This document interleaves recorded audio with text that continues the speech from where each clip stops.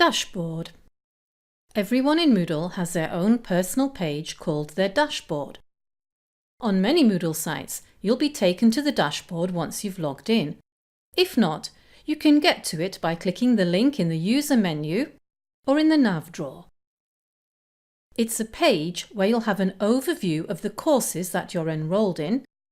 Our participant Sam is enrolled in 2 courses, the Learn Moodle Basics, where she is a student, and her own practice course which she requested, where she is a teacher.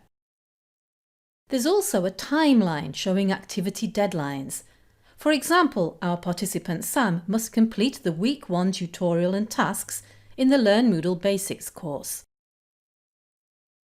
Sam's dashboard includes a recently accessed items block, so when she comes back another time, she can see where she was last working.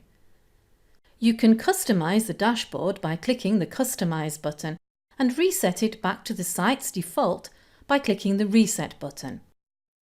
Blocks may be moved to the center of the dashboard, as here, and moved below or above other blocks, as here. New blocks may be added by clicking Add Block in the nav drawer. Our video on blocks gives more information. Here, we see the available blocks for the dashboard, including starred courses and the recently accessed courses block. So let's look at a different Moodle site with a different student to understand these blocks and the course overview further. Here's our student Mark's course overview with progress bars. These are set up by the teacher when they enable activity completion, and there is a video on activity completion to explain it. His course overview is displaying all his courses, but he can change this view.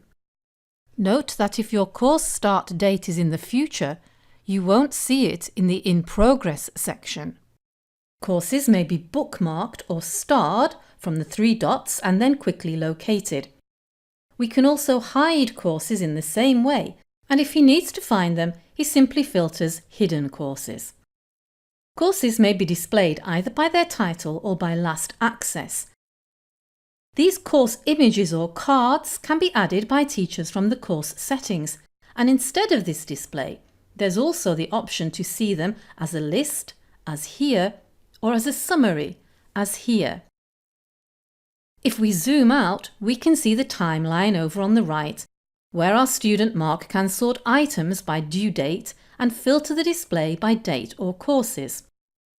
The recently accessed courses block displayed here in the central area of the dashboard shows just those courses you were most recently active in, while the starred courses block, also in the centre, displays those courses you've bookmarked or starred in the course overview.